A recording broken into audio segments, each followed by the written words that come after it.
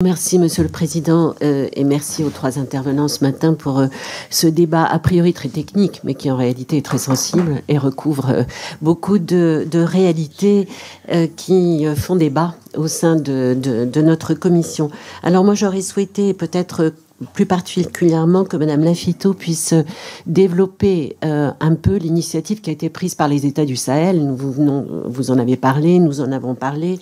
Le Mali, le Burkina Faso et le Niger qui en septembre 23 ont créé cette alliance des États du Sahel et qui ont mis à leur tête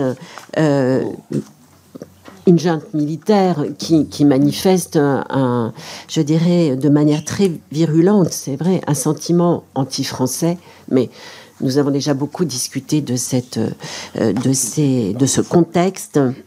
Ils ont annoncé leur départ du CEDEAO en janvier 2024 et cette initiative impliquerait aussi le départ de l'UOMOA. Et même si les devises sont toujours imprimées à Vic-le-Comte, Monsieur le Président, mais toujours dans le Puy-de-Dôme, bon, c'est un peu anecdotique, mais quand même, je me suis toujours interrogée d'ailleurs sur la raison pour laquelle nous imprimions encore ces devises dans le Puy-de-Dôme.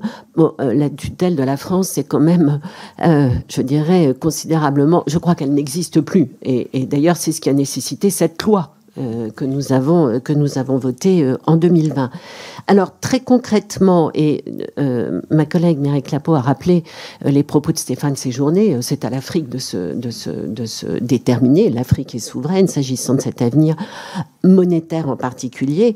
Mais moi, ce que je voudrais avoir des éléments concrets. Est-ce que ces trois États de l'Alliance des États du Sahel ont les moyens, on connaît leurs difficultés, la menace du terrorisme, enfin le terrorisme, c'est plus qu'une menace, je veux dire, la pauvreté. Est-ce qu'ils ont les moyens de créer les instruments, et notamment une banque centrale, enfin tout ce qui va avec une monnaie souveraine? Je vous remercie.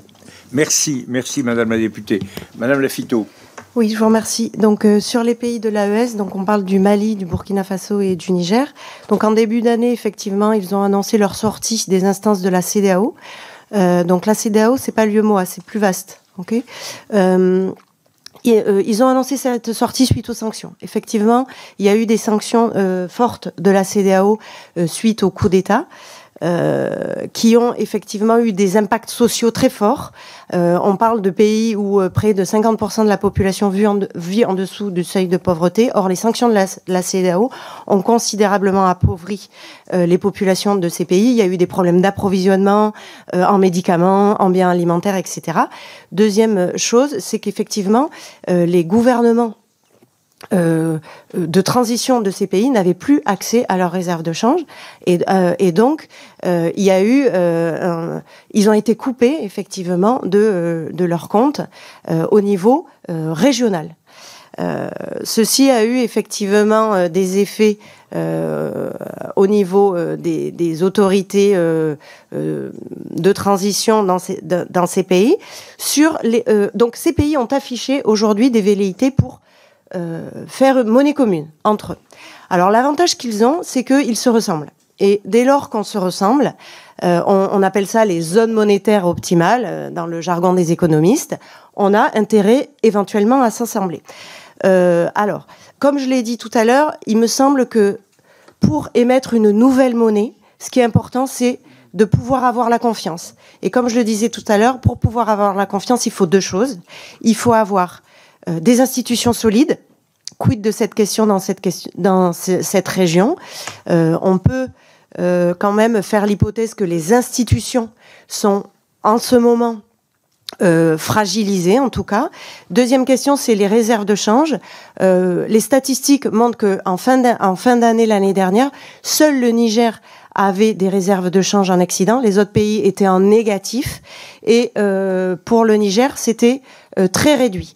Donc, si demain, ils souhaitaient émettre monnaie commune ensemble, Il y a un excellent papier qui vient de sortir au niveau de l'IRD, l'Institut de recherche et développement en France, qui montre qu'il y a énormément de risques, que c'est un choix politique, mais que économiquement, ça comporterait beaucoup de risques. Un risque de pénurie de réserves de change, un système bancaire sous pression, des effets très compliqué, comme l'a rappelé Monsieur Cabriac, au niveau de l'intégration commerciale. Ça déstabiliserait effectivement l'intégration commerciale au sein de la région. Et puis, des problèmes au niveau des transferts des migrants, puisque aujourd'hui, ils ont des facilités au niveau régional. Donc, cette étude montre qu'il y aurait très certainement un coût majeur économique pour ces 3 pays s'ils décidaient demain de faire monnaie commune. Je vous remercie. C'est moi qui vous remercie.